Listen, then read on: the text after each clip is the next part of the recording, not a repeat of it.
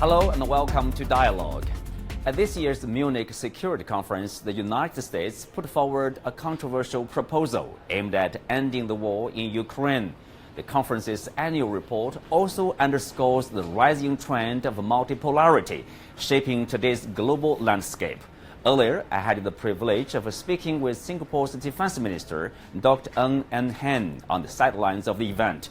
He shared his insights on the direction the world is heading and the challenges we face and how we should respond to an increasingly uncertain and complex global environment. That's our topic. I'm Xu Qianduo.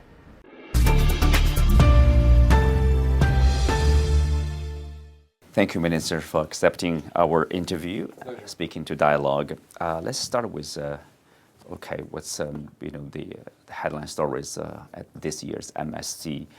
There's a peace proposal from Washington to end the Ukraine crisis. Some may describe it with some concession from the Ukraine side to Russia. How do you look at this peace proposal? Well, I've been talking to European leaders, and this is their backyard. I haven't quite spoken to some Ukrainian principals, but I think from what European leaders are telling me, everyone would welcome peace. It's 3 years now since Russia invaded Ukraine, and any peace proposal at this point of time is worth looking at. What the considerations are from most of the European leaders is that Ukraine must be part of the process. There would have to be security guarantees in one form or another. That post-peace process that Ukraine's sovereignty can be protected, namely that you won't see an invasion again a few years later. Who gives that guarantee, how it's to be given, I think it's been scoped. Membership of NATO has been articulated by some, including the US, as a bridge too far. What is short of that, and how is that guarantee to be offered, and whether that's acceptable to the Ukrainian government and the Ukrainians themselves remains to be seen. So I think any peace proposal would be welcome, but there are conditions attached to it that should assure the Ukrainians for continued stability and sovereignty. Mm-hmm. Well, of course, we are talking about President Trump. He had his people to present the peace plan to the European capitals there. And he also talked about basically concluding, finishing this war, like in April or in May. And what's his strategy after that? What's his next step like? For Ukraine? Yeah, for Ukraine and for relationship with the European countries, or for his global strategy? Those are crucial questions. Again, that's been scoped. They've ruled out American troops maintaining, if you like, Ukrainian independence, post-peace plan. So that means the Europeans and other countries will have to step up. And European leaders are indeed looking at that. You're looking at some assurances from Russia and whether that could be acceptable to the Ukrainians. So I think all that remains to be seen, but I think the broad shape of that peace plan have been fleshed out. And if there is peace, whether it's in April, May, or subsequently, I think many countries will welcome it. But of course, as I said, with the conditions that Ukraine, assurance to Ukraine for their continued independence. That's also the idea from the European countries. If you pay attention to what the leaders' solution be present at the table, and because they are to implement there, and Ukraine too. So can we say, are you optimistic, like we are going to have a peace, we are going to end this conflict like in a couple of months? It could be possible. Ukraine understands that without the US support or European support, it will be put in a very difficult position.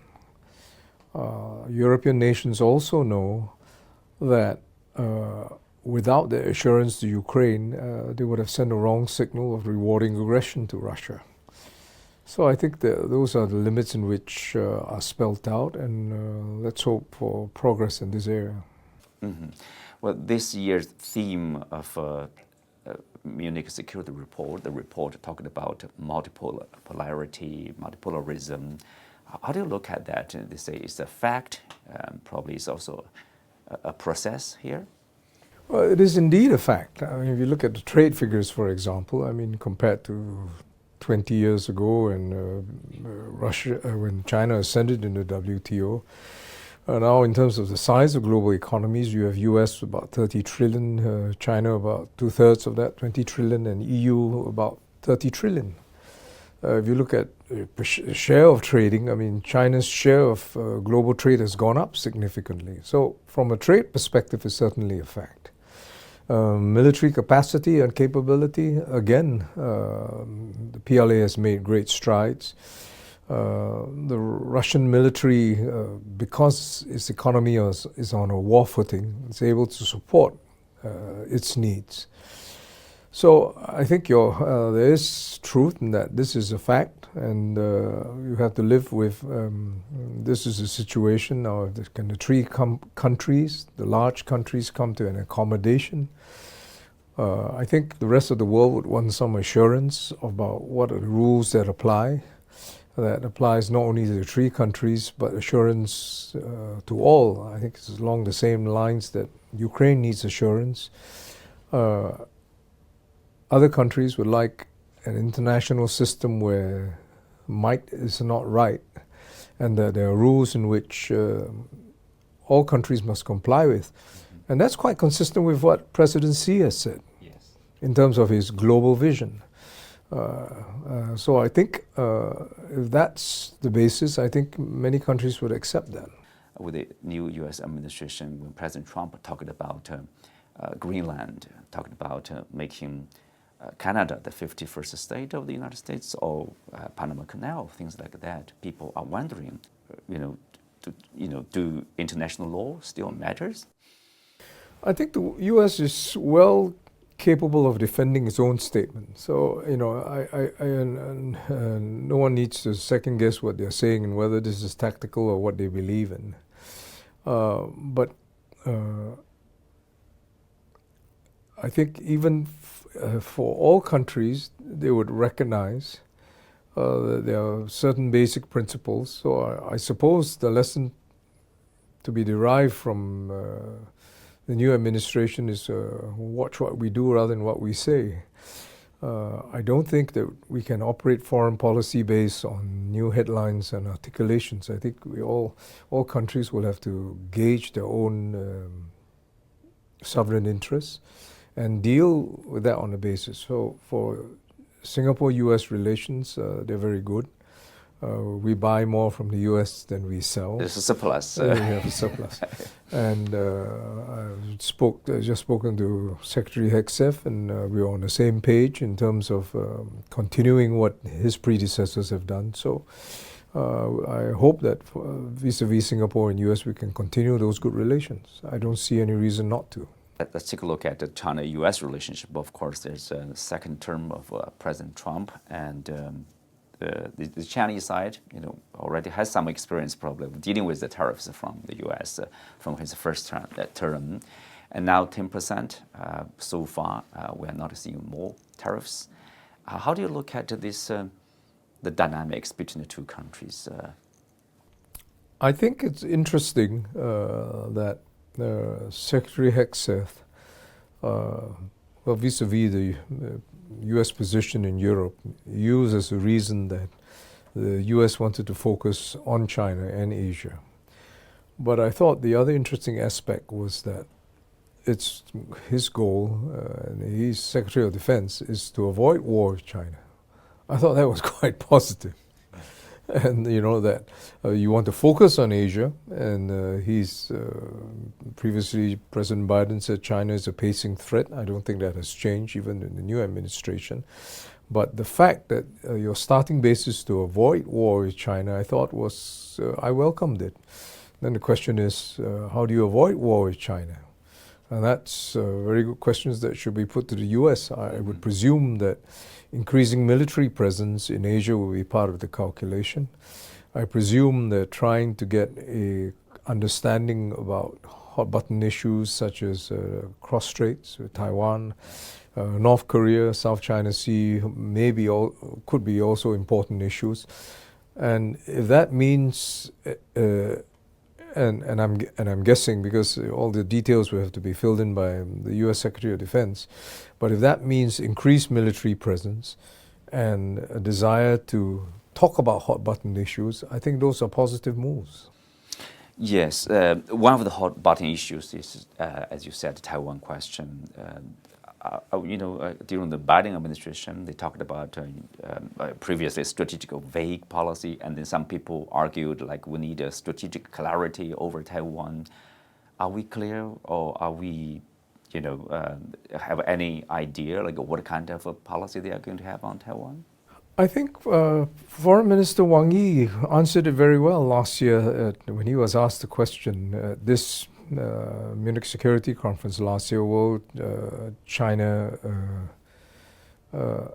attack Taiwan? And I paraphrase him, and he said that under their constitution, China's constitution, there were 3 reasons in which China was justified to act. 1, if which Taiwan declared independence. 2, if another country acted on behalf for Taiwan for it to gain independence. And 3rd, if all peaceful means have been exhausted. So I thought that was a crystal clear answer, and status quo, I think the conclusion is status quo is best.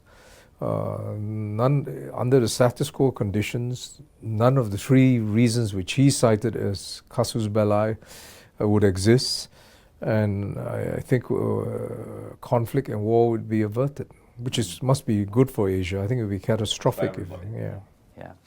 Of course, related to that, as you earlier also mentioned, the South China Sea, between China and some of the neighboring countries, and also among the neighboring countries. You talked about the code of conduct. Do you think the China and ASEAN countries are they capable of managing the disputes, the claims in a way that will not affect probably their cooperation, the stability in this region? China is caught between 2, if you like, seemingly conflicting goals.